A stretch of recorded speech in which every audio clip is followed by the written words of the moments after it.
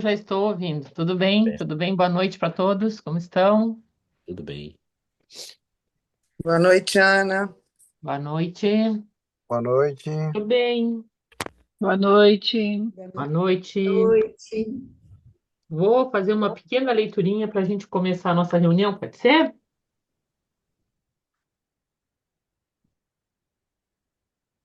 De um livrinho que eu já apresentei para vocês, que eu gosto bastante, tá? Tao Tequinho. Te Ching. A grandeza está no serviço espontâneo. Ó Tao, tu que tudo superas, em ti está o todo, em ti a vida de todos os seres. Tu não te negas a ninguém. Tu que tudo realizas, tudo nutres, tudo fazes prosperar. Tu, ó eterno servidor da vida, jamais te vanglorias de nada. Pequenino pareces aos que ignoram a tua grandeza. Grande, porém, és tu, de quem tudo vem e a quem tudo volta. Nunca te arvoras em dominador. Assim também o sábio sempre serve, realizando grandes coisas, sem se ufanar de sua grandeza. Então, esse é um dos poemas, né?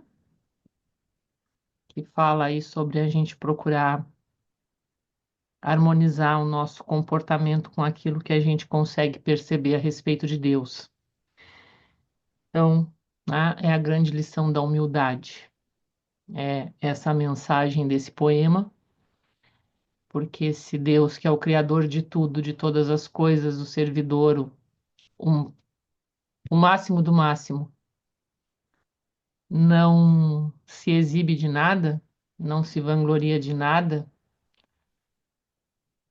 essa é uma lição para nós magnetizadores, que usamos um pouquinho da obra dele, que precisamos ser humildes, tá? Para não nos vangloriarmos das coisas que fazemos, ou que soubemos, ou que, porque na verdade a gente só usa um pouquinho do que ele criou. Então vamos fazer a nossa prece pedindo a Deus que tenhamos sempre muita lucidez no nosso caminho, para que possamos compreender o pedaço que nos cabe nesse plano divino, de trabalho, de aprendizado, de crescimento, de ajuda ao próximo. Então, que Deus nos ampare em mais essa noite, que os bons espíritos estejam conosco, em cada um dos lugares, dos cantos e recantos desse nosso Brasil, aonde está chegando esse encontro. Que assim seja. Que assim seja. Vinícius, tudo contigo. Sequência da aula da semana passada. Perfeito. Começamos a estudar, né, o perispírito. Temos mais alguns grupos integrando aqui ao nosso encontro, né? Sejam bem-vindos. E já passei os conteúdos, né, das reuniões anteriores para vocês conseguirem acompanhar aí o nosso programa, que ele é todo interligado, tá bem, gente? Então, muito importante que vocês assistam às aulas anteriores. Qualquer dúvida, podem nos chamar ali que a gente responde, tá bom? Ok, Vinícius, tudo contigo. Perfeito. Vamos lá então. Pessoal, em primeiro lugar, bem-vindo para quem está chegando, tá? Eu quero que todos vocês se sintam bem à vontade para me interromper em qualquer momento e fazer a pergunta que for, tá? É, Acho que eu gosto muito desse livro que a Ana fez a abertura, tá? E como a Ana mesmo falou ali, né? Ele fala bastante da criação e nós vamos falar bastante dessa complexidade da criação de Deus hoje, quando a gente falar do modelo organizador biológico e as correntes vitalizadoras. Vamos mudar o nome para ficar mais simples: perispírito e meridianos de acupuntura. É disso que a gente vai falar hoje, tá? Então, o modelo organizador biológico é um termo que foi utilizado pelo professor Hernani Guimarães de Andrade à medida que ele estuda os aspectos da psicobiofísica, do perispírito e da relação corporal, e ele faz muitos estudos com relação aos antigos estudos que os soviéticos faziam, tá? E aí, justamente iniciando essa parte aí do estudo, nós encerramos com essa pergunta aqui na aula anterior. como se dá a formação e a manutenção da forma e da função orgânica ao longo da existência do indivíduo. E na aula anterior nós viemos justamente explicando sobre isso. E aí, como se dá a transmissão de informação que sustenta a forma e a função orgânica do corpo espiritual ao corpo físico, tá? Então, primeira coisa, pessoal, uma série de estudos começaram a acontecer na década de 40 pelo Dr. Harold Sangston Burr. E o que que eles estavam estudando? Eles estavam estudando justamente sobre campos eletrodinâmicos, tá? E eles fizeram uma porção de experiências, porque eles começaram a captar campos eletrodinâmicos em diferentes espécies, inclusive vegetais, tá? E eles começaram então a suspeitar que esses campos eletrodinâmicos fossem controladores dos processos biológicos. O que que isso quer dizer? Que tudo que acontece no organismo humano dependia exatamente da ordem desses campos eletrodinâmicos. Da onde esses campos eletrodinâmicos eles vêm, eles não saberiam dizer. Mas o que eles conseguiram verificar é que existe um campo eletrodinâmico que se estende por fora dos seres vivos e que esses campos eletrodinâmicos, então, eles fazem a manutenção de forma e de função dos processos biológicos. Então, o que acontece na intimidade da mitocôndria, os processos justamente de diferenciação celular e da ordenação que vai ter de determinadas estruturas para diferentes localizações do corpo dependem da ordem desses campos eletrodinâmicos. Por exemplo, nós sabemos que todas as nossas células, nossos tecidos e os nossos órgãos são derivados de uma estrutura celular chamada de célula totipotente. O que que é isso? Célula-tronco. Então, a partir da célula-tronco, nós vamos ter processo de diferenciação celular, e a partir dessa diferenciação celular, eu vou ter os diferentes tecidos. Uma das questões interessantes, primeiro, eu tenho uma célula matriz e eu tenho diferenciações complexas celulares, porque uma célula do rim é totalmente diferente de uma célula do fígado, que é totalmente diferente de uma célula do sistema nervoso e assim por diante. Então, o que que explica essa diferenciação para que eu tenha, com o passar do tempo, tão complexa célula? E aí, o que que acontece? Por exemplo, existe certa semelhança na forma da nossa orelha, do pavilhão auricular, com o nosso rim. Por que isso? Porque essas células são células irmãs. Então elas surgem e aí depois, em determinado momento, elas começam a se modificar. E aí, por alguma ordem de um campo eletrodinâmico que não se conseguiu captar, a célula que vai dar origem à orelha sobe para a cabeça e a célula que vai dar origem ao rim, ela vai migrar então para o sistema abdominal superior retroperitoneal. E é interessante isso porque isso explica o porquê que os chineses eles avaliam a função renal a partir das condições auditivas e das condições auriculares. Ou seja, se o indivíduo ele começa então a apresentar alterações do ouvido, isso significa que ele está começando a apresentar alteração primeiro dos aspectos energéticos do rim. E se isso não for tratado, com o tempo pode começar a gerar alterações dos aspectos morfológicos, tá? E aí então surge, então isso vem como resposta para tamanha complexidade de função e de migração celular, a partir de uma única célula, tá? E aí eles estudam, né? Dr. Burr, então, ele é PhD, foi professor emérito da cadeira de anatomia da Escola de Medicina da Universidade de Yale, e ele chamou de campos da vida aqueles campos eletrodinâmicos que eram detectados por eles e seus colegas. E ele chegou à impressionante conclusão de que todos os seres vivos, do homem ao rato, das árvores às sementes, são moldados e controlados. Isso que é interessante, eles são controlados e moldados por campos eletrodinâmicos, os quais podem ser medidos e localizados por meio de modernos voltímetros comum. Um detalhe, esses campos possuem qualidades organizadoras e diretoras, o que implica em objetivo.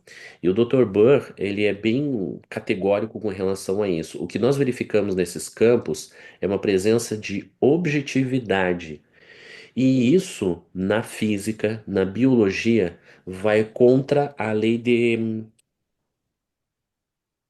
entropia, que é a teoria do caos, ou que fala justamente a questão do acaso, certo? Esses campos respondem pela organização do ser vivo, são equivalentes a um molde que orienta o seu desenvolvimento orgânico. E aí, uma consideração que ele faz é que esses campos são bem complexos.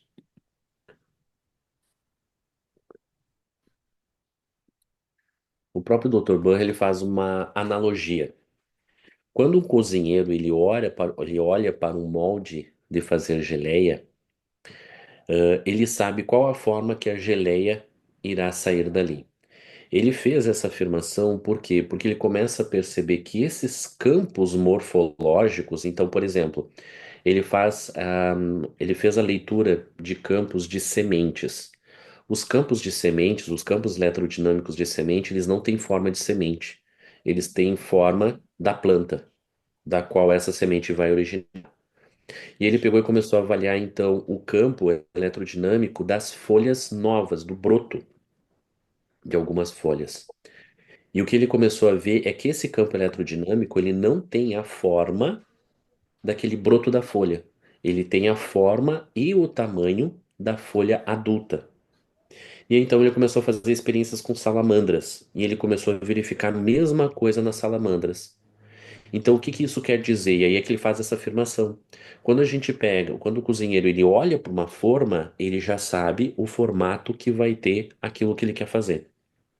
Da mesma forma, quando você faz a leitura dinâmica desses campos eletromagnéticos, se verifica qual o tamanho e a forma que esse ser vivo, então, ele vai ter ao longo do seu desenvolvimento.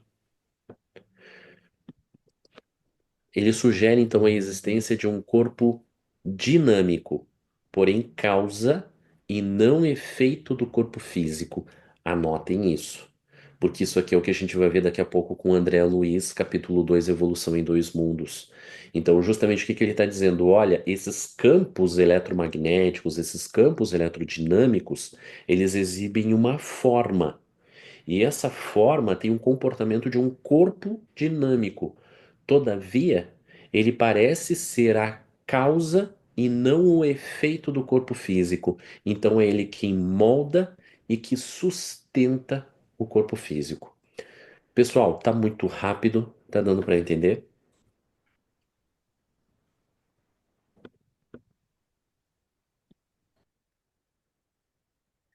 Burr estava estudando a forma dos campos de energia existente em torno de plantas e animais vivos. Parte do trabalho de Burr envolvia a forma dos campos elétricos que circundavam as salamandras.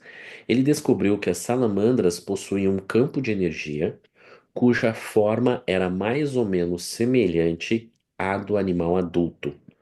Ele também descobriu que esse campo continha um eixo elétrico que estava alinhado com o cérebro e a coluna vertebral.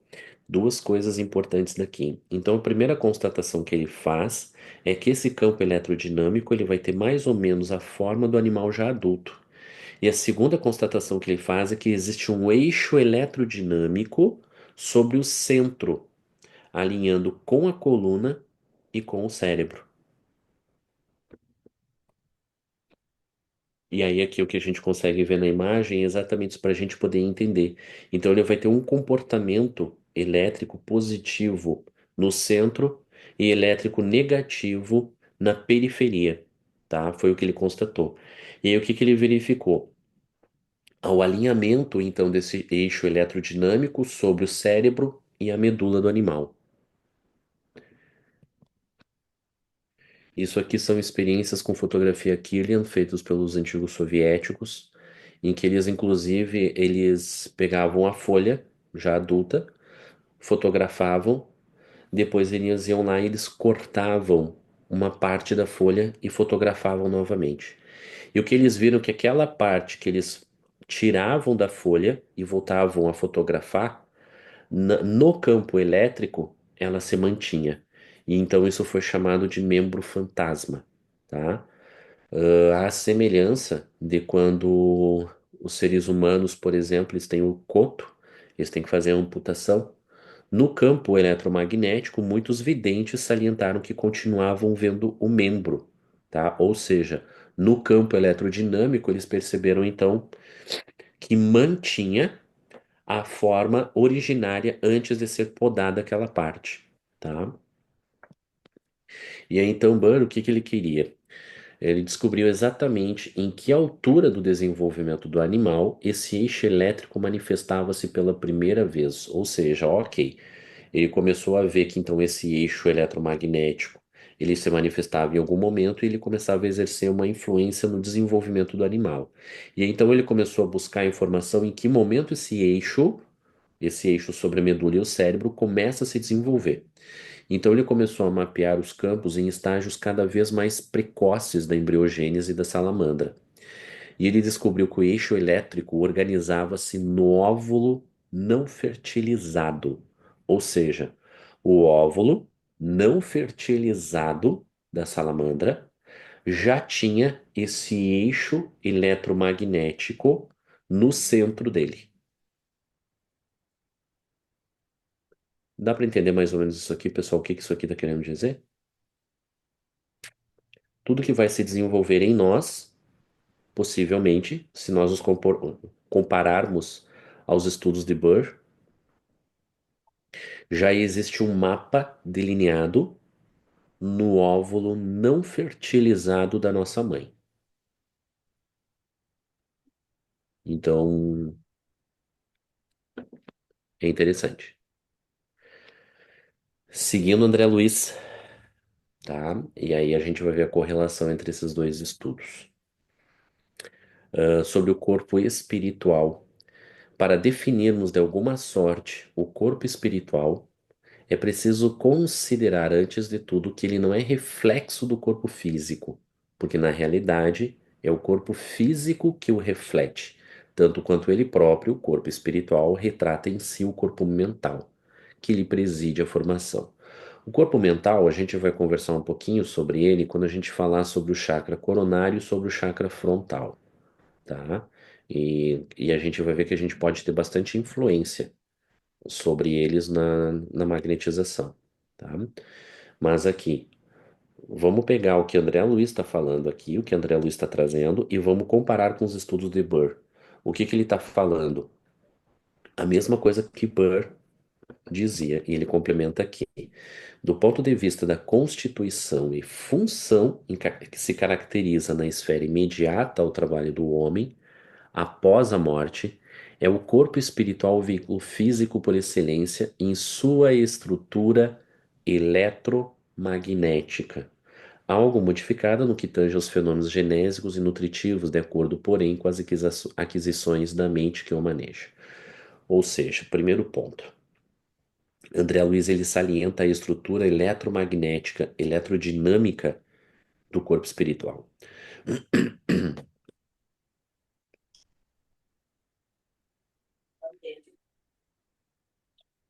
Oi?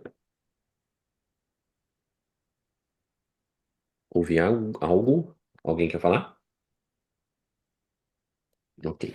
Então, a primeira coisa que ele fala, aliás, né, o importante aqui que ele salienta é essa estrutura eletrodinâmica, eletromagnética, tá? Que é a mesma coisa que Burr fala. E aí, o que que ele fala? O corpo físico, ele vai ser uma consequência, ele vai ser um efeito das características já presentes no corpo espiritual. Ou seja, isso que as experiências que Burr e seus colaboradores eles trouxeram tem a ver com o perispírito, tem a ver com o corpo espiritual.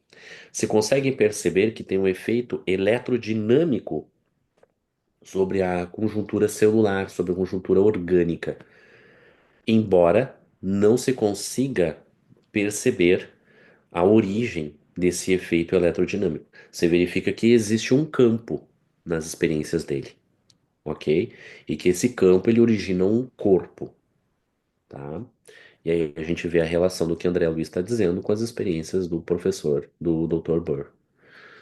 Alguém quer fazer alguma pergunta sobre isso aqui, pessoal? Porque acho que agora eu vou mudar de assunto.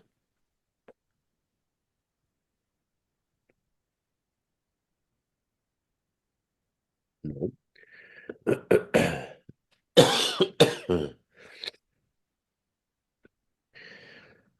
Pessoal, sobre o corpo bioplásmico ou Só um duplo minuto, etérico. Vinícius. Aqui a Noeli tem uma pergunta aqui.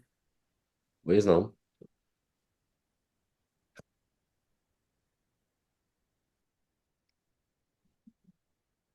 Isso aí, de entender Eu que não tô te ouvindo, Noeli. uma,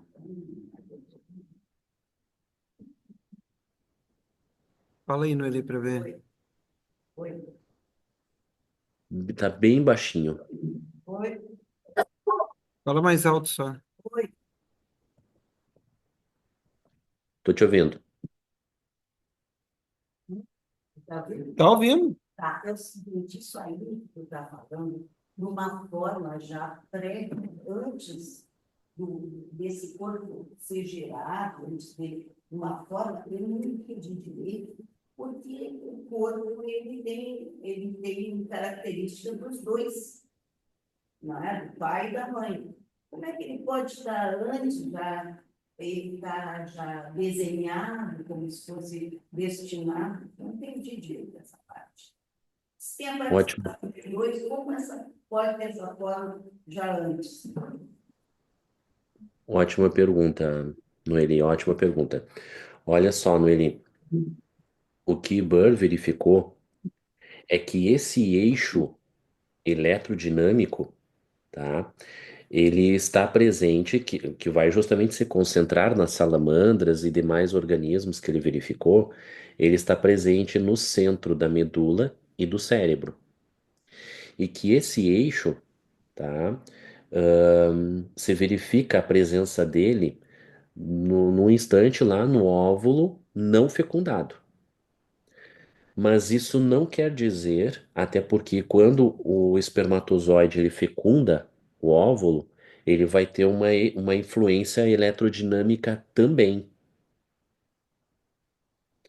Então, o que que acontece? A frequência eletrodinâmica do espermatozoide começa justamente a interagir com a frequência eletrodinâmica presente nesse eixo, já no óvulo não fecundado.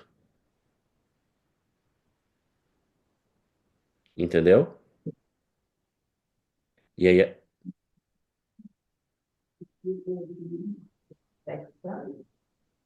eu não te ouvi.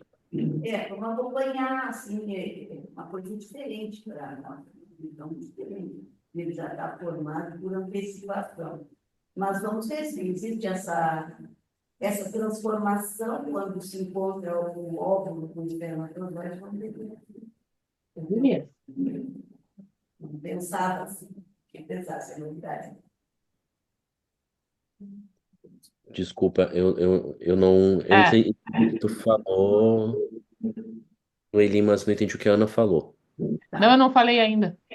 Ah, tá. Isso não seria um, tipo assim, protótipo para futura conexão do sistema nervoso? Exatamente. Foi o que eu achei. Tá? Exatamente. A partir dali, no que formar o embrião, a conexão com o perispírito se dá através desse contexto que já está previsto no óvulo não fecundado. Fecunda é ali que conecta, digamos assim, é ali que vai se conectar o cordão de prata e o E início do sistema nervoso do embrião. exatamente. Exatamente. Então Foi o vai que ter eu uma achei. interação eletromagnética, inclusive a gente vai ver que no embrião uma das primeiras coisas que se desenvolve fisicamente é o sistema nervoso através do tubo dural, Uhum. né? Então isso vai ser determinado então por esse eixo e pela interação, provável interação. André Luiz fala alguma coisa disso no livro Missionários da Luz, em que ele vai falar que o molde físico do reencarnante ele já está pré-determinado e que a escolha do óvulo e do espermatozoide não é fruto do acaso, pelo contrário, são conduzidos pelos diretores espirituais, porque eles vão fornecer justamente a matriz que vai se desenvolver o organismo, tá? E aí então a gente vai ver que existe já, e a gente vê nas obras, né, que existe um trabalho já com a mãe em função disso e com o do espermatozoide ali com o pai. Então a gente vê um processo bem complexo se desenvolvendo. Alguma coisa a mais, pessoal?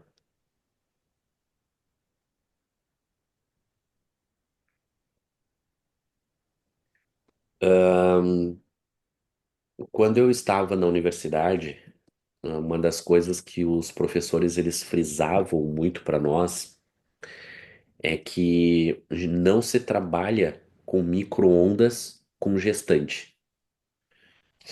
É, Quando se fala de micro-ondas, pessoal, a gente não está falando do micro-ondas que a gente tem em casa na cozinha, porque aqui ele vai estar com a porta fechada.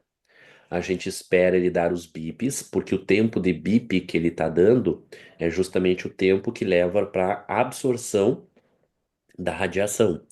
Nós estamos nos referindo a micro-ondas que nós usamos na fisioterapia como processo terapêutico para inflamação, para dores, para reabilitação. É o mesmo aparelho, bem dizer, todavia um tu tem abertura para as ondas eletromagnéticas e que vão ser aplicadas diretamente. O outro está fechado por uma porta. Qual é a questão? Se uma gestante ele tiver contato com onda, com micro-ondas, tá? É muito possível que o feto ele acaba sofrendo malformações congênitas. Por quê? Porque ali nós vamos ter emissão de campo eletromagnético.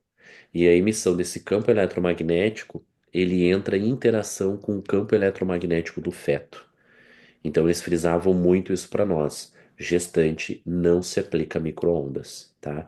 Então aí a gente vê a suscetibilidade do feto. E aí eu lembro muito que a Ana frisa, né, para nós, se a mulher está gestante, ela não magnetiza. Dando sequência. Então, o corpo bioplásmico ou duplo etérico, nós começamos falando sobre ele naquelas experiências, naquela mediúnica que houve e nos domínios da mediunidade, capítulo 11, em que há a projeção do médium sonambúlico, que ele vai ser então magnetizado pelo mentor espiritual, ele sai do corpo físico, se mantém extremamente ligado, ele tem aumento das suas dimensões e ele tem uma coloração azulada e alaranjada em diferentes hemisférios do seu corpo.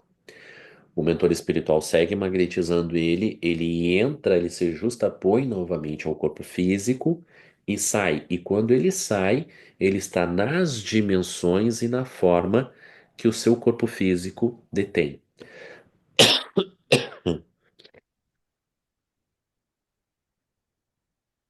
E como André Luiz ali, ou Aulus, na verdade, vai falar para André Luiz, tá? Isso se refere justamente ao corpo ao duplo etérico, tá? Que muitas vezes se fala em diferentes filosofias e que nós também usamos essa nomenclatura no espiritismo. E aí o que que o professor Hernani ele vai trazer? Que uma série de experiências feitas, realizadas na antiga União Soviética, evidenciaram a existência desse duplo etérico. E eles chamaram isso de corpo bioplásmico. Por quê? Eles dão essa nomenclatura de bioplásmico justamente por existir na constituição física, ou seja, existe um substrato bioquímico. E esse substrato bioquímico emite radiação, tá? Então, os soviéticos tratam do bioplasma, substâncias complexas gozando de extraordinárias propriedades físicas e constituindo substrato físico-químico. Qual é a questão? Esse substrato está sediado na raiz do processo biológico. Para eles, o bioplasma encerra a chave do segredo da vida, nele incluindo todas as funções orgânicas, Poderíamos dizer, sumariamente, para os soviéticos, o fenômeno biológico é uma propriedade imanente da própria matéria, tá? A gente vai ver que muitos estudos dessa ordem hoje são direcionados pelo Bruce Lipton, né? E tem um livro ali dele que a gente citou no estudo passado, Biologia da Crença, porque ele vai justamente falar, olha, a biologia reducionista, ela não explica o que acontece no íntimo dos processos biológicos. E o que que a gente vai ver quando a gente estuda os fenômenos de materialização, de transporte, e que a gente vai observar as dimensões do médium de ectoplasmia, a gente vai ver que há modificações no seu corpo físico. Por quê? Porque a matéria que ele está expelindo é matéria física, ou seja, é parte do duplo etérico, é parte dos seus processos biológicos. Então, esse duplo etérico, que vai ser constituído de fluido vital, ou o corpo bioplásmico, na verdade, ele é matéria. Ele está na intimidade das células e das funções biológicas, porque ele é matéria. Quando nós desencarnamos, esse corpo ele se dissolve e volta para a Terra. Desculpa, pessoal, eu tô um pouquinho baleado aqui. O corpo bioplásmico, ou dupletérico, dos soviéticos é o constituinte fronteiriço, material, fisiológico, capaz de sofrer a ação dos campos eletrodinâmicos do corpo espiritual. Para isso, o bioplasma deve possuir também propriedades eletromagnéticas que propiciem a necessária interação através dos referidos campos. Isso foi verificado pelos soviéticos ao medirem as forças que se irradiam do bioplasma excitado. Ou seja, o dupletérico, o corpo bioplásmico, ele tem então esse substrato físico-químico na função biológica, na constituição biológica, mas ele justamente ele emite o quê? Campo eletromagnético. E o que eles verificaram é que há uma interação desse campo biomagnético, e é importante a gente salientar que existe uma diferença entre campo biomagnético e campo eletrodinâmico. Por quê? Porque Bohr percebeu a existência de campo eletrodinâmico, mas não biomagnético. E o que os soviéticos verificaram era um campo biomagnético, ou seja, está no substrato da matéria. E há uma interação entre esses dois campos. E que por isso, então, eu vou ter uma influência sobre o organismo físico. A partir do que? Esse corpo eletrodinâmico influencia o corpo bioplásmico influencia o corpo físico. Tudo bem até aqui?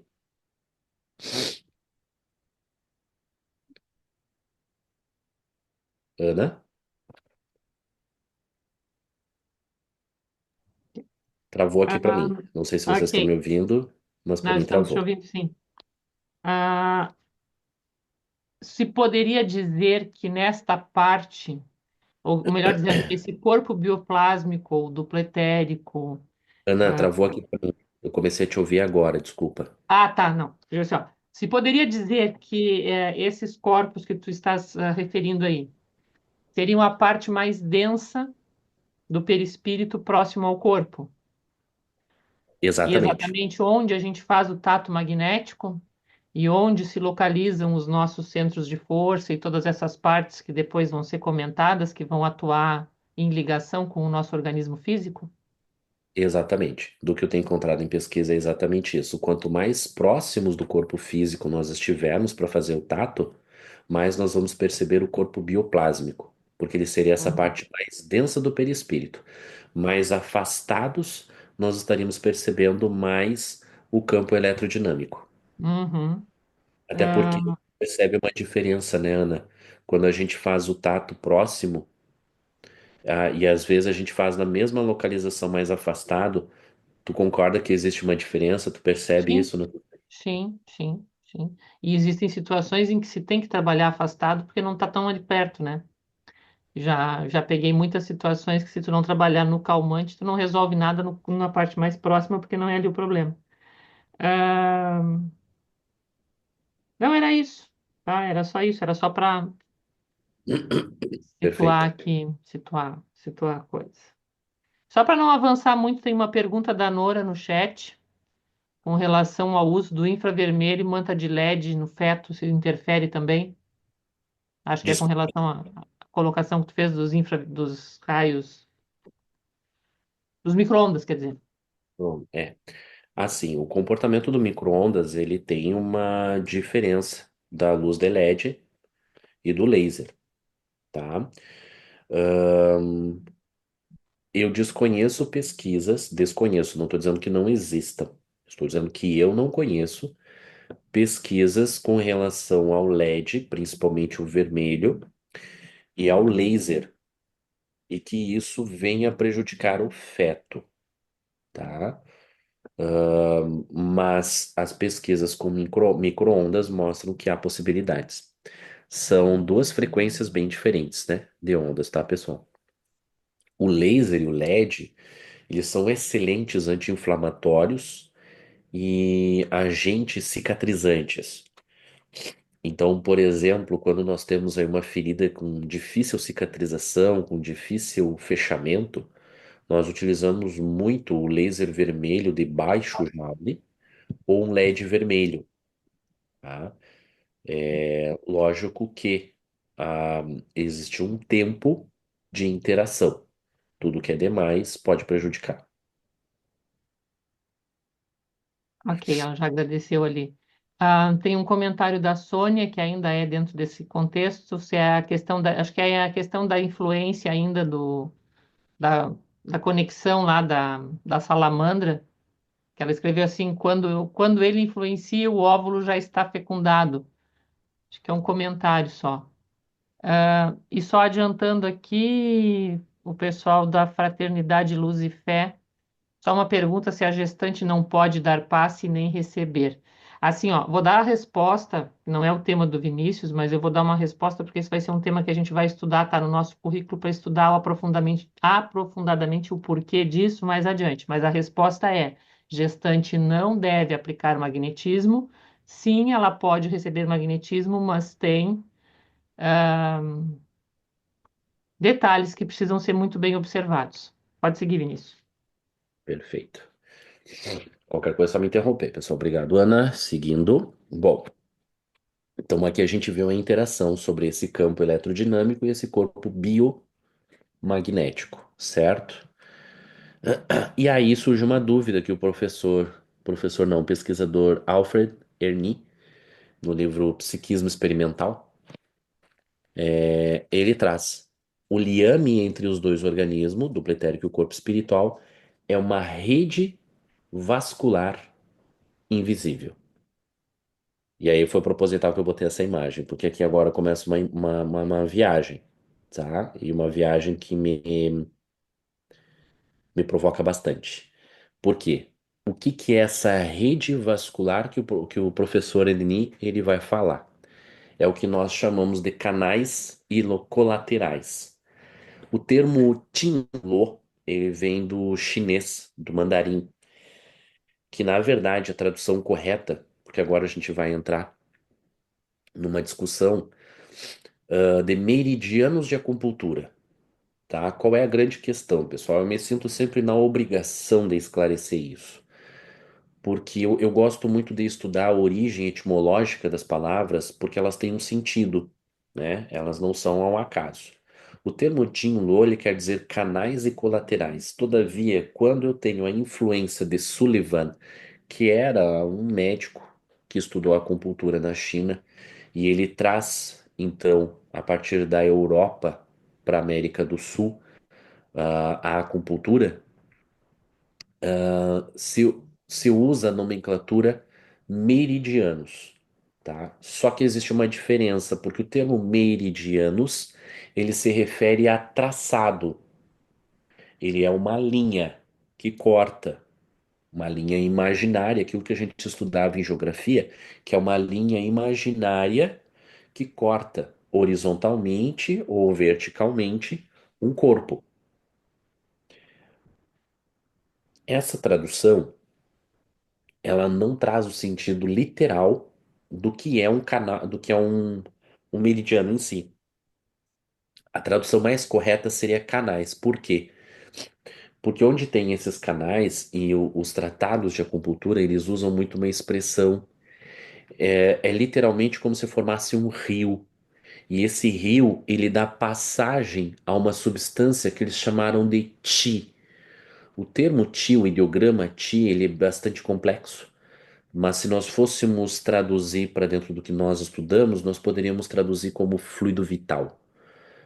Energia é um pouco limitada essa tradução, mas o fluido vital, ele traz talvez a expressão que eu considero mais completa para o que eles dizem e para a complexidade de função do Ti, tá?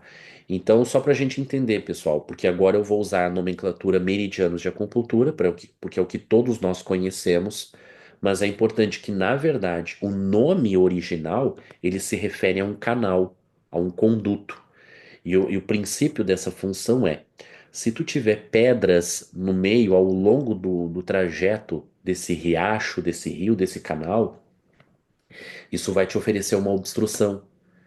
E isso vai acabar alterando tanto para depois dessa obstrução, como para antes dessa obstrução.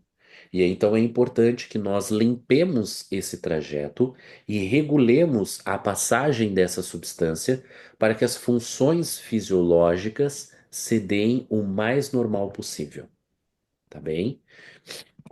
E aí eu vou trazer Barão de Potê, o que ele vai justamente no primeiro capítulo, segundo capítulo, onde ele vai falar justamente sobre os chakras, ele vai falar sobre, né, os plexos, para sustentar o que terminamos de dizer.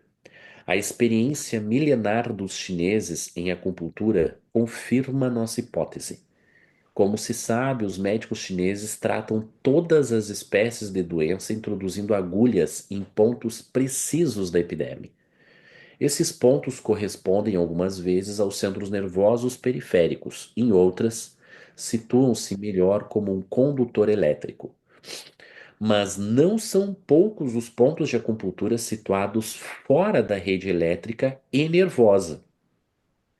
Parecem seguir um traçado misterioso que poderá ser a rede magnética. Vamos um pouquinho adiante que vai ficar mais legal ainda. Joana de Ângeles, tá? Joana de Ângeles, qual é o livro que ela fala mesmo? É Plenitude, tá? No livro Plenitude, as terapias da medicina clássica, e ela inicia fazendo essa diferenciação. As terapias da medicina clássica, o que que é isso? Medicina alopática, é o que nós conhecemos naturalmente aqui no Brasil. Objetivam quase sempre deter as doenças, destruir os invasores perniciosos, sustentar o corpo, tá? A sabedoria oriental, em contrapartida, estabelece há milênios que, sendo as doenças efeitos degenerados da energia pelos fatores já examinados, elas devem ser combatidas nas suas causas. Ou seja, tem a ver com tudo isso que a gente conversou até agora. É isso que ela vai falar nesse livro, tá? As terapias naturopáticas preocupam-se essencialmente com o homem integral, com todo o complexo que exterioriza no corpo e não apenas com este, tá? Pessoal, é importante, eu considero importante essa discussão, porque assim, ó, no Brasil, na América do Sul, mas mais particularmente no Brasil, porque em Cuba já é diferente, no Uruguai é diferente, mas no Brasil o que que a gente tem? A gente tem a medicina alopática, e isso é medicina e ponto. Na Europa, nos Estados Unidos, existem três tipos de medicina. Existe a medicina alopática, que é a que nós exercemos aqui. Existe a medicina osteopática, que no Brasil é a especialização do fisioterapeuta. E existe a medicina naturopática, que é outro tipo também, ele tem formação acadêmica, mas que no Brasil não é reconhecida dessa forma. Toda a fundamentação da medicina naturopática, ela se dá nos princípios da medicina tradicional chinesa, nos princípios da medicina ayurvédica, que é a medicina indiana, nos princípios desenvolvidos pelo Hahnemann e dos antigos magnetizadores. Ou seja, eu ousaria fazer uma afirmação. O que nós estamos estudando aqui, nesse tratado complexo de magnetismo animal, que nós estamos buscando primórdios do magnetismo e estudando a complexidade que existe no desenvolvimento orgânico e no processo saúde e doença, nós estamos estudando sobre a medicina naturopática. Ou seja, além de ser bastante complexo, a nossa responsabilidade é bastante grande, tá? E aí eu pego justamente esse dizer aqui da Joana de Ângeles, porque o que a gente vai seguir conversando não é menos importante. A acupuntura, por exemplo, considera o corpo como um instrumento de um sistema energético, portanto, não físico, o que equivale a dizer menos denso do que aparenta. Esse sistema tem prevalência sobre todo o conjunto, qual se fosse um outro sistema nervoso mais complexo. Olha o que a Joana de Ângeles aqui diz, tá? Esse sistema tem prevalência sobre todo o nosso conjunto. E ele se demonstra como um sistema nervoso mais complexo, sustentando toda a aparelhagem delicada e os seus implementos mais sutis da organização somática. Pessoal, implementos mais sutis da organização do nosso corpo. Isso aqui não está falando da acupuntura, isso aqui está falando dos meridianos de acupuntura. Porque eu tenho que ter em mente o seguinte: não foi o acupunturista que inventou os meridianos de acupuntura. Foi a natureza que desenvolveu eles. Então a questão é: o acupunturista se deu conta e usa isso. E uma das coisas que eu observo muito no comportamento dos meus pacientes é que eles ficam assombrados quando eu coloco agulha e eles percebem um efeito. E a primeira coisa que eles perguntam é: mas o que que tem nessa agulha? Porque o efeito é imediato praticamente, tá? E a grande questão é a seguinte: não existe nada nessa agulha. O que essa agulha faz é justamente fazer aquilo que os chineses disseram: desbloqueia esse canal e permite a livre passagem dessa substância fluídica para regular os nossos sistemas. Ahn, mas isso é de acupunturista. Olha só, houve uma dinastia em que a acupuntura ela foi proibida na China, tá? Então, o médico acupunturista que usasse agulhas, ele era preso e depois morto. Por quê?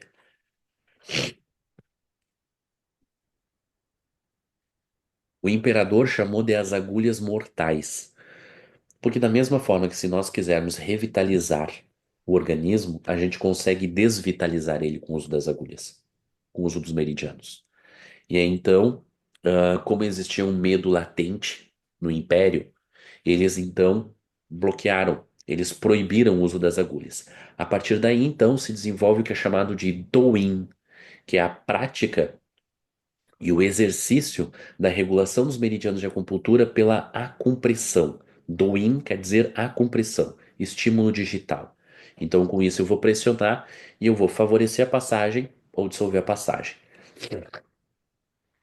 E nos primórdios, ainda, quando nós temos ainda o período dos estados combatentes, na China existiu o que era chamado de Qigong, que é o que vai desenvolver o que é chamado de Kongqing Qigong, que é magnetismo chinês, tá? E até hoje ele é aplicado nos principais hospitais chineses. Inclusive, eles chamam essa abordagem de a técnica que cura as doenças incuráveis. Por quê? Olha, não funcionou nada, não funcionou a acupuntura, não usou medicina interna, que é a fitoterapia, não usou, vai para o Qigong, vai para o magnetismo chinês, que é para justamente então reestabelecer. E o magnetismo, então, ele se dá isso que a gente faz, tá? Só que eles têm consciência dos meridianos de acupuntura e eles aplicam o magnetismo sobre os meridianos de acupuntura, tá? Então, encarrega-se de manter a interação mente-corpo, emoção, sensação, pensamento e matéria. Olha a complexidade desses canais. A técnica de acupuntura busca, através do corpo físico, alcançar o campo de energia e vitalizá-lo, eliminando os bloqueios impeditivos da irrigação de forças mantenedoras da vida. É o que a gente acabou de dizer. Tira o bloqueio desses canais para que os órgãos e o sistema seja revitalizado.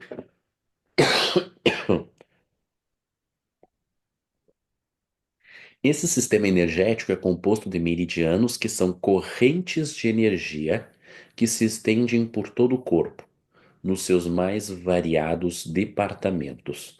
Considera-se que existem 14 meridianos principais e 57 secundários, constituindo o sistema energético.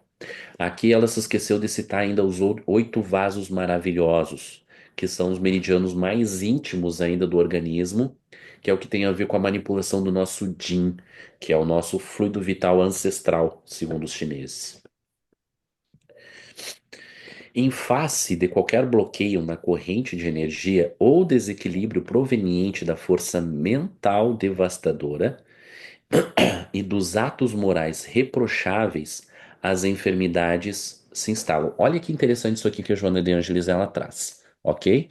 Eu tenho uma consequência disso e, aplicando-se agulhas nos pontos de acupuntura, reequilibra-se a energia do meridiano, desbloqueando-o, e o sistema gerador se refaz, restaurando a saúde.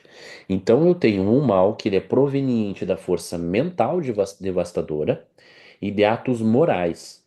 Então eu tenho a enfermidade que se instala a partir do uso e do equilíbrio sobre os meridianos, eu tenho então a restauração da saúde física e da saúde mental, inclusive emocional, a gente pode dizer, porque o paciente que recebe o tratamento, ele tem efeitos emocionais também, tá?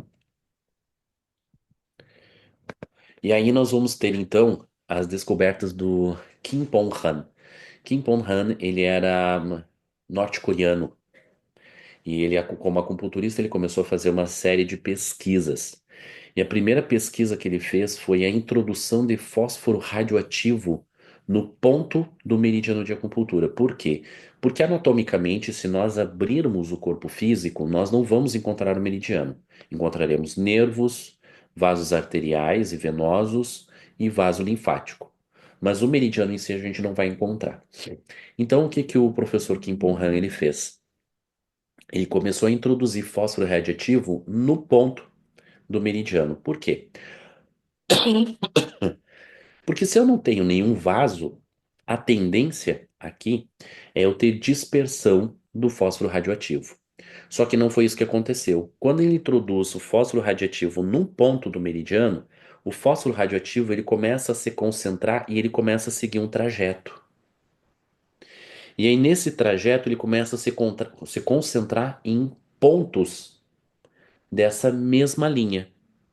Então ele pegou o fósforo radioativo e dispersou num outro ponto que não era um ponto de acupuntura em nenhum vaso. Ele tinha então a dispersão disso. Pegou, introduziu novamente num outro ponto de um outro meridiano. E aconteceu a mesma coisa. Todo aquele fósforo ele começava então a se alinhar ao longo daquele canal e seguir aquele trajeto e aumentava a concentração sobre esses pontos de acupuntura. A partir de tudo isso que ele foi fazendo, ele chegou a um mapa de acupuntura que os chineses descobriram há mais de 4.000 anos atrás. Ele é idêntico, ok? E aí o que que ele percebeu? Que ao longo desse trajeto dos meridianos de acupuntura, circula uma maior concentração de ácido hialurônico, aminoácido, mononucleotídeo, corticosteroides, quetoteroides, estrogênio, adrenalina, ácido desoxirribonucleico e ácido ribonucleico, além de outras substâncias, tá? Ele seguiu então a experiência dele.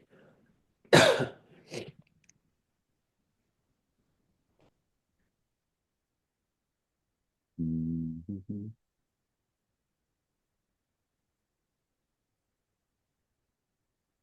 Aqui, peraí. Tá. Aqui eu pulei. Só eu ver. Aqui. De todas as descobertas de Kim Pon-han acerca do sistema de meridianos, a mais interessante é a época de seu estabelecimento no embrião. Ele completa-se mais cedo do que qualquer outra parte orgânica.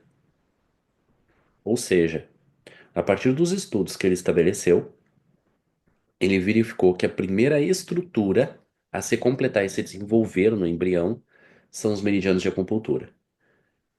Eu faria uma relação entre as pesquisas de Burr sobre aquele eixo que se forma e que vai então impulsionar, e aí o desenvolvimento dos meridianos, para daí então o desenvolvimento dos órgãos físicos.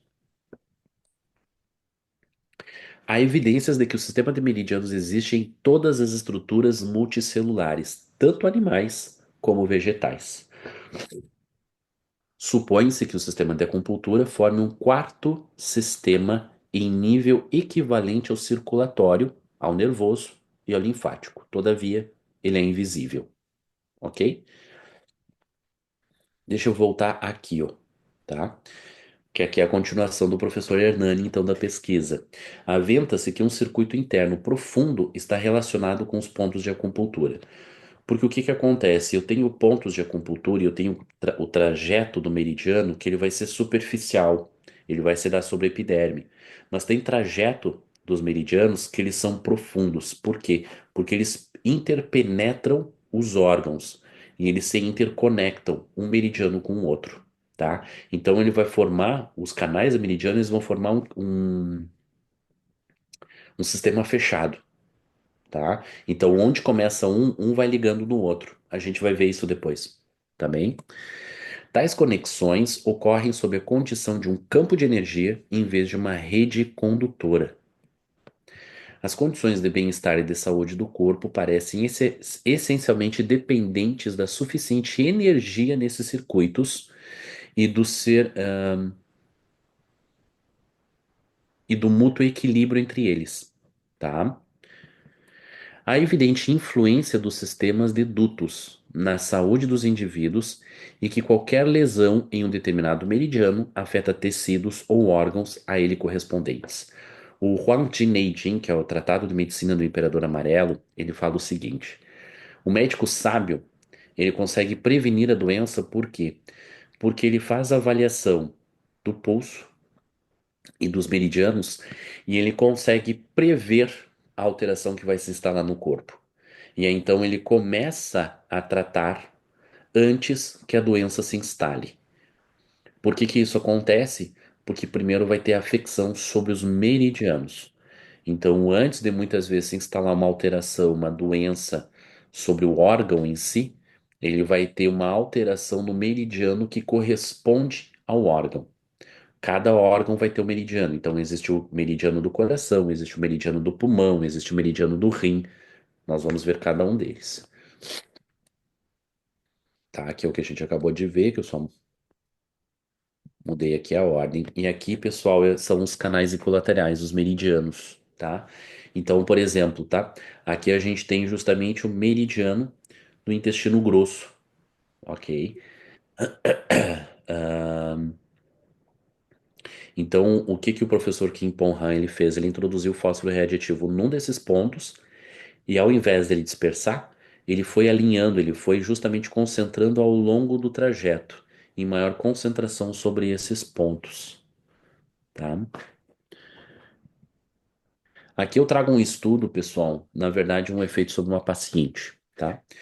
Essa paciente ela apresentava doença reumática e uma fibrose cística, então ela estava cada vez mais com uma deficiência respiratória.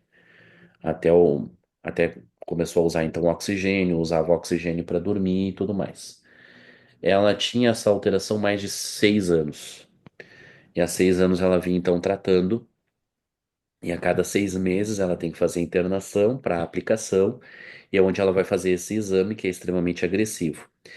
E esse exame ele avalia justamente a circulação de peptídeo, que mostra então o anti-CCP que a gente chama, que ele mede o nível de agressão reumática.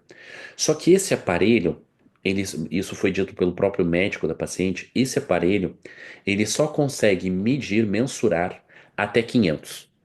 Então é provável que a paciente ela tenha uma alteração acima de 500, mas o aparelho não vai conseguir diagnosticar isso, porque esse é o limite dele, tá? E para a gente considerar saudável, então, ele tem que ser inferior, o que está aqui do lado, ó, inferior a 17, tá bom? Então ela vem a 17 anos. Ela começou então o tratamento comigo, em acupuntura, e ela fez 6 meses de acupuntura, com inicialmente uma sessão a cada semana. À medida que eu percebi nela uma melhora de sintomas, eu passei para cada 15 dias, tá? E aí então ela foi lá e refez esse exame. De 500 foi para 30, ok? É isso, pessoal, ok?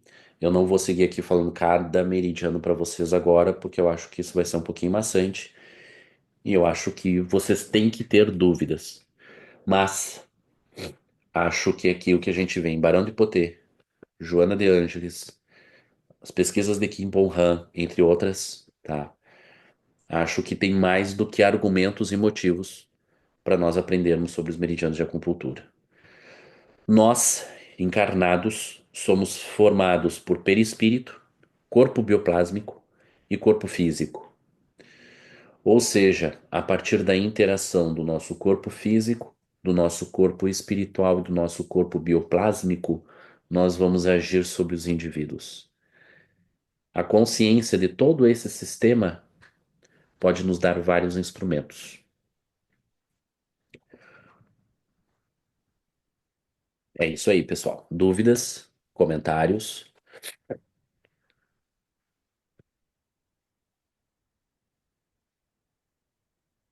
Tem uma pergunta no chat, Vinícius, perguntando se isso seria o mesmo que os NADs. Deixa eu pegar aqui exatamente aqui a pergunta é da Ana Flávia. São os NADs?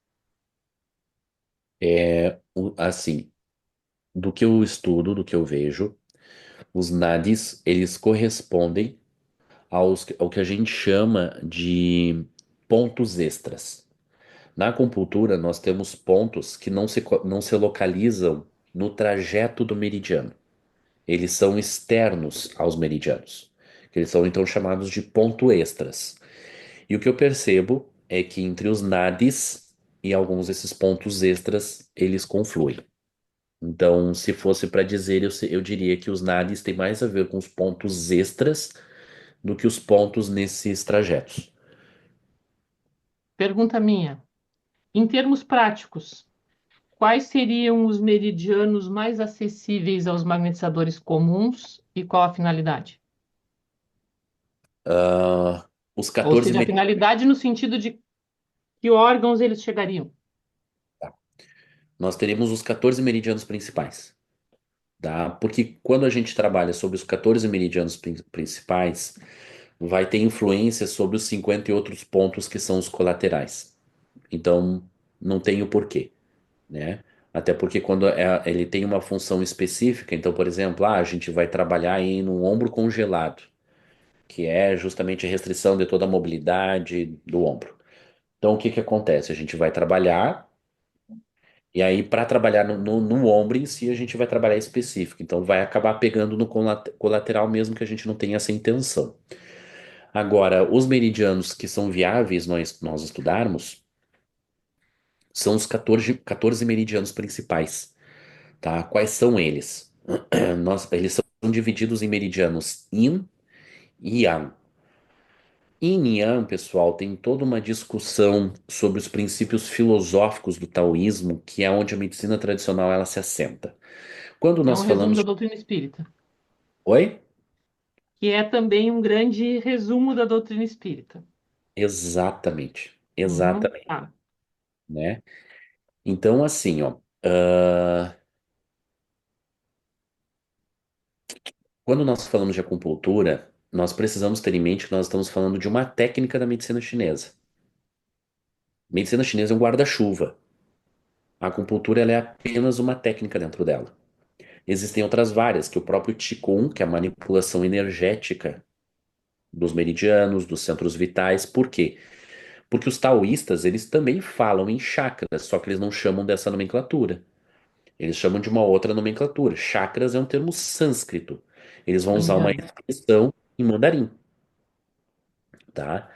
Mas que corresponde ao que eles dizem. E então o que que acontece? Nós teríamos 14 meridianos, tá? Seria o meridiano de pulmão, meridiano de fígado, meridiano de coração, meridiano de baço, pâncreas. Baço e pâncreas é o mesmo órgão para os chineses, tá?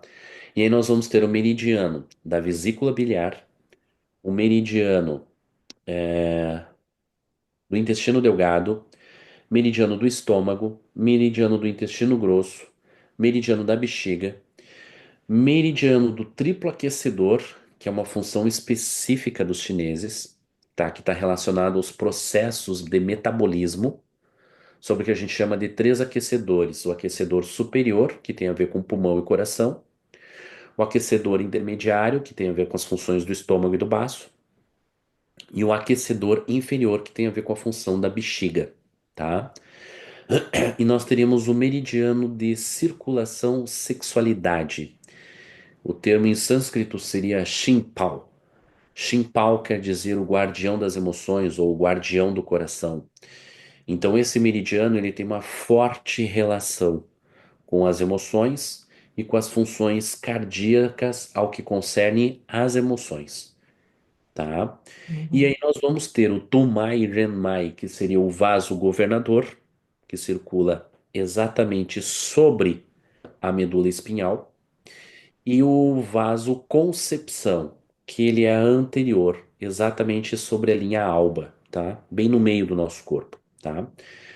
O vaso governador e o vaso concepção são canais ímpares, ok? Então só existe um vaso governador, que está no meio, um vaso concepção que está no meio.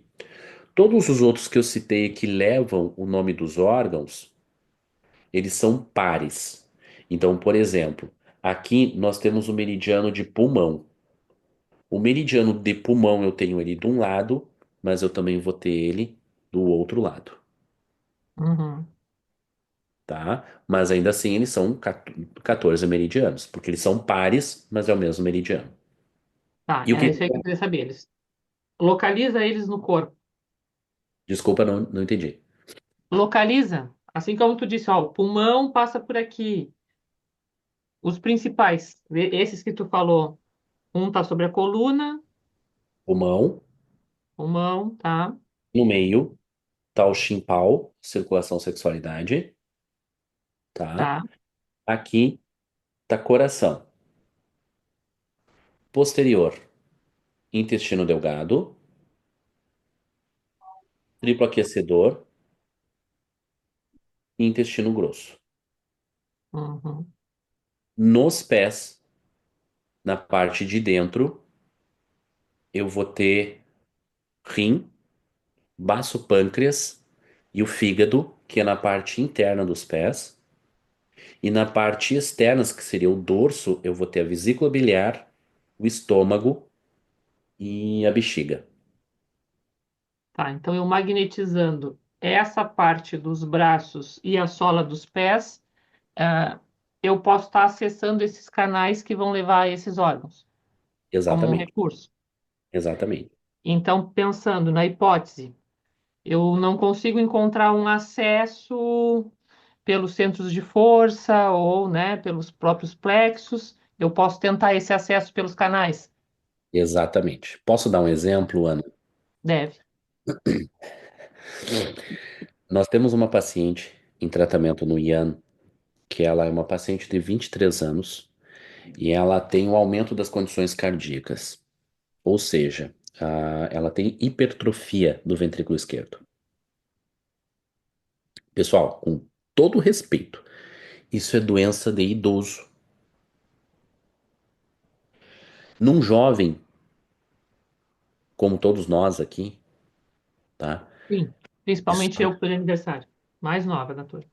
inclusive, a gente tem que cantar parabéns, né, pessoal, para Ana no Ah, final. sim, serenata no online. Ou seja, para nós aqui, todos jovens, isso é uma bomba relógio. E se eu errar, dá ruim, dá ruim. Então, o que que acontece? Nós começamos fazendo tato. Só de fazer o tato, e nós não estamos expelindo fluido, ela já sentiu mal-estar. E aí o que que acontece? Sobre o cardíaco, ela tem um senhor do encharcamento, uma hiperatividade e um transbordamento.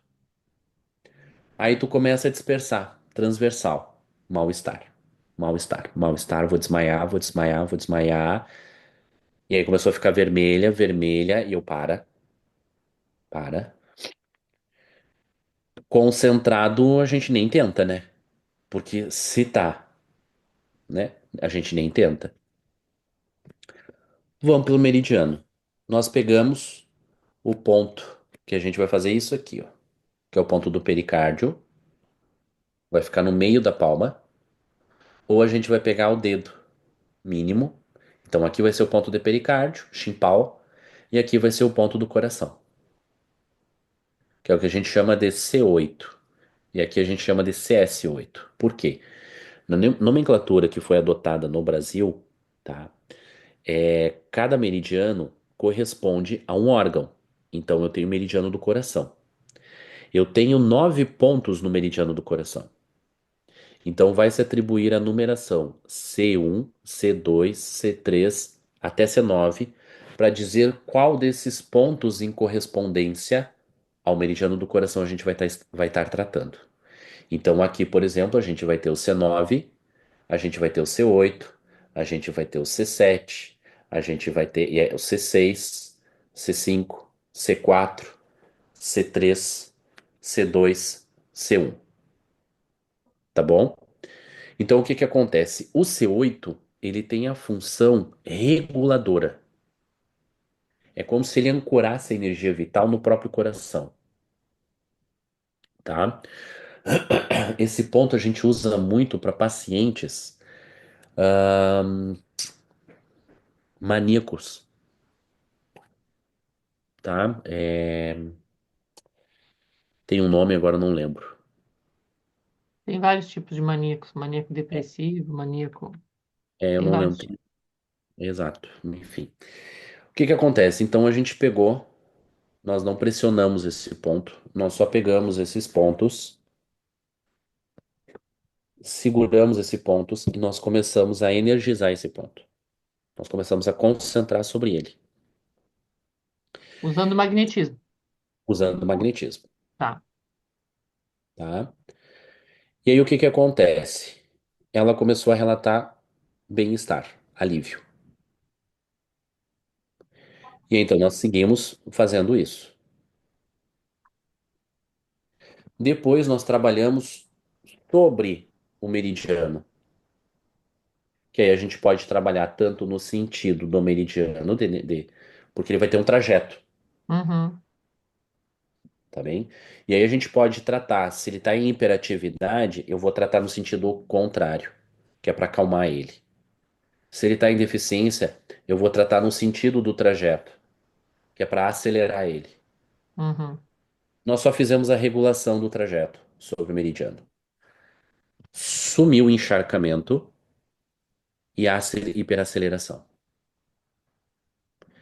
Ela relatou melhora para a capacidade respiratória e alívio da palpitação e da dor anginosa que ela tem. Ela segue nesse tratamento, nós nem tentamos mais. Então, o que que a gente faz nela? Perpendiculares, alinhamento, que perpendiculares nós vamos estar trabalhando sobre vaso governador, desculpa, o vaso governador é atrás, sobre o vaso governador e sobre vasoconcepção. Em Regulam linguagem de magnetismo seria o anel magnético. o anel magnético, exatamente. Porque é como o taoísmo, inclusive, ele chama também anel magnético, né? Então, o que que a gente faz? A gente regula eles, depois a gente vai para o meridiano do coração e depois a gente vai para o meridiano dos rins. A gente vai para Minmen. Minmen quer dizer que é o, em linguagem que alguns magnetizadores chamam Ming Meng, Sim. Minmen, tá? Minmen, ele é um ponto que fica no vaso governador, mas que tem influência direta sobre os membros inferiores e os rins, tá? Ah, e aí, então, ele tem a função de equilibrar essa função da dinâmica dos rins. Então, a gente vai sobre Min Men, a gente vai sobre os rins e a gente vai sobre o meridiano dos rins. Por quê? Na medicina chinesa, o rim controla o coração. E se a gente for estudar medicina clássica, a gente vai ver que a pressão de longo prazo é regulado por um sistema controlado pelos rins, Uhum. tá?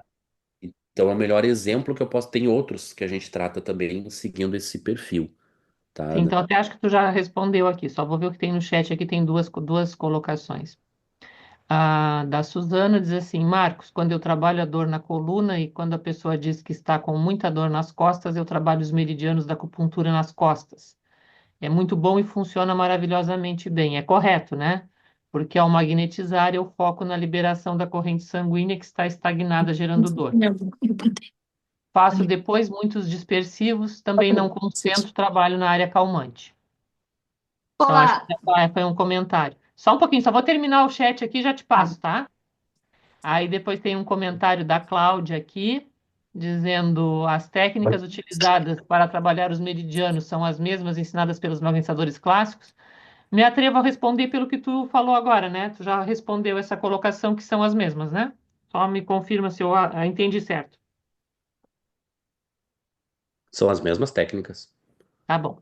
Então aí, a amiga que tinha pedido para falar, por favor, fica à vontade. olha Posso- só, eu aqui, do Sim, Chuí.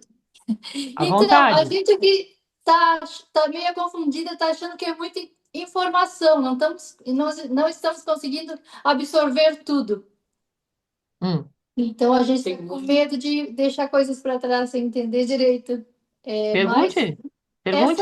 essas técnicas são mais para acupuntura ou é acupuntura e magnetismo junto? Ou é obrigado a saber a acupuntura para Vai lá, praticar o Vinícius. magnetismo? A gente tem que entender, eu mesma não entendo de acupuntura, a gente tem que Não, entender a acupuntura para é, fazer. é assim, ó. O que que a gente está fazendo? A gente está estudando os canais que passam energia do perispírito para o corpo. Dentre isso, ele está trazendo esses canais dos meridianos. Nós não estamos estudando acupuntura, ninguém vai que se formar em acupunturista, mas esses canais que a acupuntura estuda nos servem porque eles também trazem fluxo de fluido vital, tá? Então, assim, ó, é um meio extra para nós magnetizadores. Por isso eu pedi para ele que ele falasse mais ou menos aonde ficam. Então, se eu não consigo magnetizar alguém usando, a pessoa tem um problema de pulmão, eu não consigo acessar, sabe? Não consigo sentir. Mas então eu posso trabalhar, né? Eu posso, bom, é uma zona que vai levar para lá também, entendeu? É por isso que a gente está estudando isso. Não se aflija. Nós só estamos juntando conhecimentos, Tá tá? vendo? Eu já ia começar a furar meus colegas aqui. Não, não se preocupe, Obrigada. tá? Aqui a ideia aqui é ter uma farmácia grande. Aí a Muito gente bom. escolhe aquilo que a gente pode usar, tá bom? Tá bem, obrigada. Não Tá? pensem, pessoal, nisso que a gente está estudando como uma técnica de acupuntura. Pensem nisso como um sistema anatômico. Os meridianos de acupuntura são um sistema anatômico, tá? Então, assim, ó, nós não vamos ensinar vocês a colocar a agulha nos pontos de acupuntura. Não que isso não seja bom, mas a grande questão é a seguinte: nós conseguimos trabalhar, e os magnetizadores chineses, eles trabalham sobre os meridianos de acupuntura sem agulhas. Eles manipulam energeticamente com as mesmas técnicas. Então, o magnetismo chinês, ele tem dispersivo, ele tem concentrado, ele tem penetrante, ele tem a mesma coisa, entendeu? Só que eles visam muito justamente, tá, os meridianos. Então pensem nos meridianos como um processo de anatomia, assim como os chakras, assim como os órgãos em si. E que nós vamos ver todos eles. Não se preocupem em guardar, decorar isso.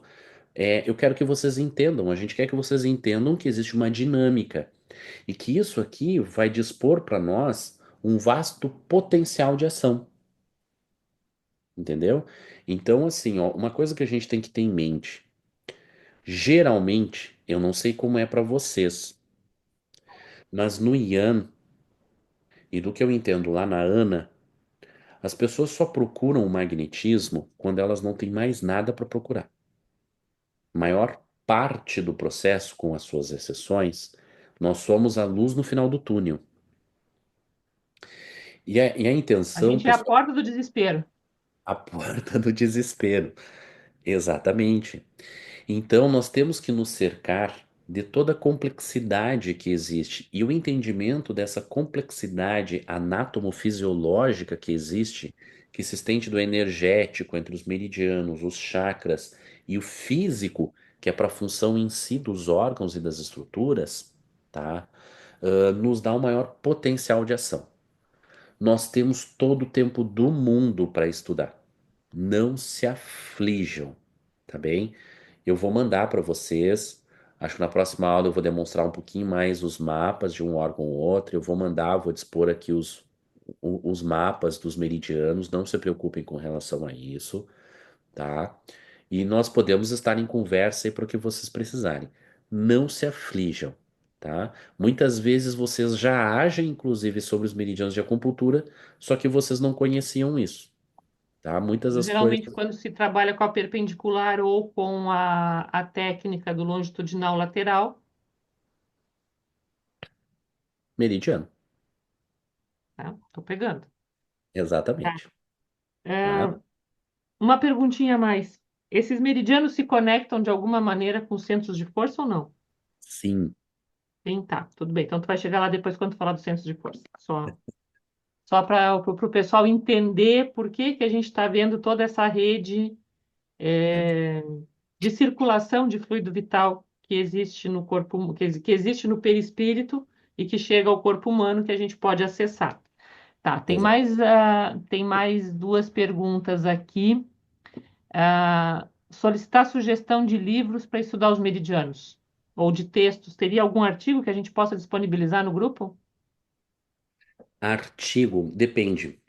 O que que vocês, quem Informação pergunta? básica, informação básica. Aqui nós queremos informação básica. Hum, Pensa, assim, pensa. nós, Livro é, tem? tem uma porção de livros. Eu diria que é muito melhor pegar o livro do que artigo, tá? Tá, Artigo bom em acupuntura, medicina chinesa, vai estar apenas em inglês. tá, Português eu desconheço alguns, tá bom? Mas os livros, aí tem um livro do Tom Stoneman, tem em PDF, eu posso dispor, então, só que assim, tem um livro da Sônia Hirsch, que é o Manual do Herói, só que ele vai entrar muito na filosofia, por isso que assim eu digo, o que que exatamente gostaria, né? Porque tem toda a filosofia da medicina tradicional chinesa e tem livro que ele é específico, que ele vai dar o mapa dos meridianos de acupuntura. Vou mandar eu os acho que é dois, mais manda os dois, que aí ela pode olhar, a Dalva pode olhar lá e ver o que que ela vai. e Tá, aí aí tem qualquer uma coisa, ela pergunta, procura. tá, tem uma pergunta do Bruno também, se a magnetização seriam as agulhas. Como A assim? função, a questão é assim, ó, se quando alguém recebe só acupuntura sem que seja um magnetizador, as agulhas têm uma função de levar ação magnética ou elas só desobstruem?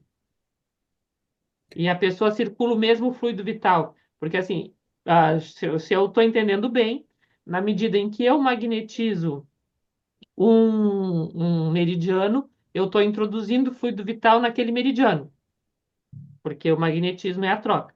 Na acupuntura, não sou leiga, absolutamente leiga, mas é a desobstrução do fluxo vital da própria pessoa, não é isso? Olha só, é muito interessante isso, tá? Isso aqui está Acho que é nos. nessa questão que ele pergunta sobre as agulhas. Se não for, Aham, Bruno, tu comenta aí abaixo, por favor. tá. A função da agulha. A Aí ele função botou da que sim, é essa a agulha pergunta. é essa, né? A função da agulha é liberar o trajeto, é regular o fluxo vital. Então, onde eu tenho bloqueio, onde eu tenho hiperatividade daquele meridiano, a agulha vai regular. Porque a gente vai trabalhar com a agulha no sentido horário ou anti-horário, ou estimular a agulha, que é para justamente ela facilitar a passagem de energia, ou para ela diminuir a passagem de energia. Essa é a função básica dela. O Huang Jin Neijin, ele diz o seguinte: mas sobre isso se concentra o médico medíocre. Por quê? E aí eu lembro, quando eu comecei a estudar acupuntura com um mestre taiwanês, eu fui a primeira vez no consultório dele, porque ele me chamou para estudar e ele estava tomando chá. E tomando chá, eu sentei lá, porque ele me convidou para estudar com ele, eu sou o segundo discípulo dele. E ele tomando chá, e me serviu o chá, e o fantástico gosto do chá, aquilo assim, ó, e tomando, e já fazia uma hora que a gente estava tomando chá. E aí eu já comecei a ficar nervoso, porque eu queria aprender acupuntura, eu queria aprender. Eu já tinha me formado em pós-graduação em acupuntura, mas é totalmente diferente de estudar com mestre chinês. E, e aí eu cheguei para ele, Liu, nós não vamos estudar acupuntura? E ele, nós estamos estudando acupuntura. E seguiu tomando chá. E aí passou mais meia hora. Eu, olha, Liu, se tu não vai me ensinar acupuntura, me avisa. Né? Eu naquela impaciência ocidental e ele naquela paciência e tolerância oriental dando risada de mim. Aí ele chegou para mim e disse assim, ó, eu vou te explicar uma coisa. E eu vou te falar isso uma vez só. Você é ocidental. Ele tem um tradicional todo chinês, né? E todo ocidental é impaciente. Mas para aprender acupuntura, tem que primeiro aprender a fazer chá. Para fazer chá, tem que aprender a tomar chá. Tomar chá vai te ensinar a sentir o ti. Para sentir o ti, tem que ter consciência do ti.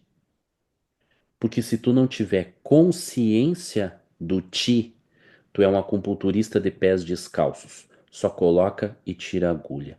Acupunturista de verdade, quando ele coloca a agulha, ele introduz o ti e faz o ti percorrer onde está faltando. Magnetismo. Então, aprende a tomar chá. E serviu mais uma caneca para mim deixar. Ou seja, eu faço relação com aquilo que a Ana fala, nós temos que ter consciência do fluido vital. E então manipulá-lo com consciência. Uhum, mesma coisa. Mesma Tá? coisa. Aí a pergunta da Josiane. Então, se usarmos o magnetismo junto com a intenção sobre um ponto do meridiano que necessita de cura, ela pode se dar mais rápido a resposta do que se não usarmos os meridianos? Sem dúvida. É isso aí. É isso mesmo. Uhum. Acho que no chat não tem mais nada. Pessoal, alguém quer perguntar mais alguma coisa? Deixo aí para quem queira falar. Pessoal do Chuí ficaram mais tranquilos agora?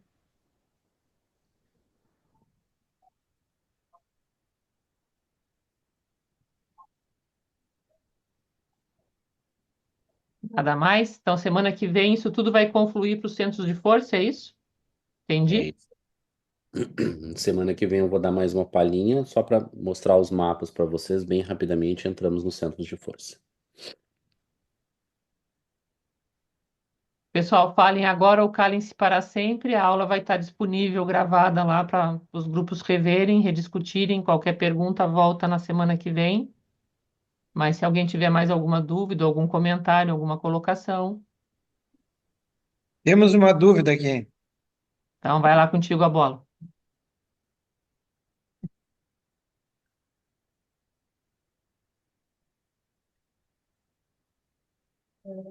Fala, Milena.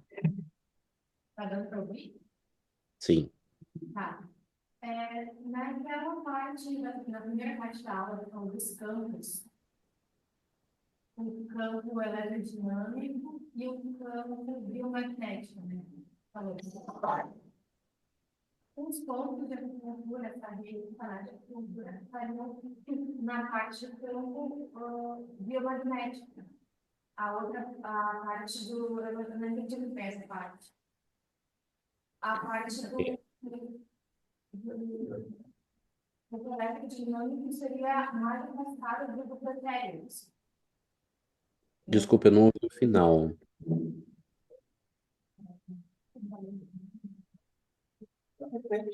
Não, é que não ouviu a situação dele também. A parte do campo eletrodinâmico seria mais na parte mais a parte do perispírito e o e o biomagnético seria mais na parte do pretérito. Deixa eu ver se eu entendi a tua pergunta. Parte do campo biomagnético, ele seria o duplo etérico. E o eletrodinâmico seria o perispírito. E os canais da acupuntura seriam mais na parte do magnético, é isso? Ele, na verdade, eles são canais de transmissão. Tá, mas parte, assim, eles estão localizados, não entendi muito bem. O que se discorre entre alguns pesquisadores, eles seriam justamente a inter-relação entre o campo biomagnético com o corpo físico. Mas ele tem a relação eletrodinâmica do perispírito.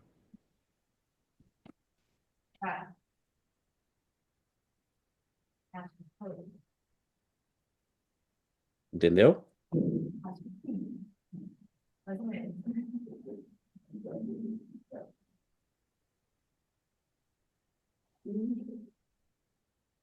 É, quando se refere a, quando se refere aos meridianos de acupuntura, a primeira coisa que eu preciso ter em mente é que ele não é anatômico, ele é invisível. E aí o que os estudos mostram é que existe uma relação eletrodinâmica e biomagnética do meridiano.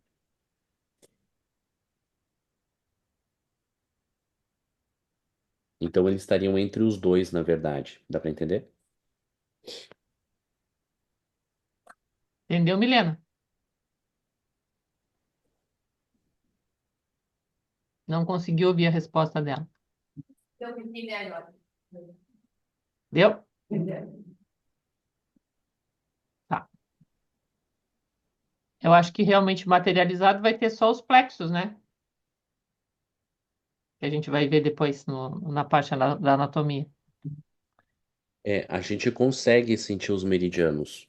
Sim, sentir. Assim como a gente sente os centros de força. Isso. Mas entendi agora o que tu falou com plexo, exatamente. Materializados. Exatamente. Materializado, só o plexo. É tipo assim, é tipo como se fosse um iceberg. O corpo físico é a ponta. Tudo isso está escondido no mar aí, tá abaixo. Não tá submerso. Exatamente. Muito bem, então vamos encerrando por hoje, é isso? Todos. Eduardo, tu encerra por aí, então?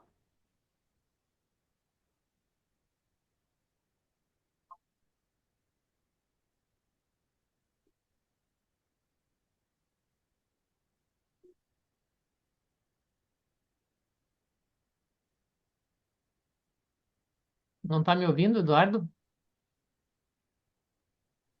Pediu alguma coisa? Pedi para te fazer o encerramento. Ah, tá. Eu estava ali discursando pro pessoal. Ah, tá. Aqui é? Não, tudo bem. Aqui Tava é? Eu não discursando e ouvi. todos os demais aqui estavam esperando. Ah, tá. Desculpa, né? Não, tranquilo, eu tô brincando. É. É que nós estamos. Eu acho que interferiu no som que vai daqui. Eu não sei se está claro. Está claro o som agora? Agora sim, antes estava um pouquinho baixo. Tem Tá, que não, eu melhorar. não sei. Não, é que eu estava com o VPN ligado aqui. Eu sei que dá alguns probleminha, né? Sim, pode ser. Então tá.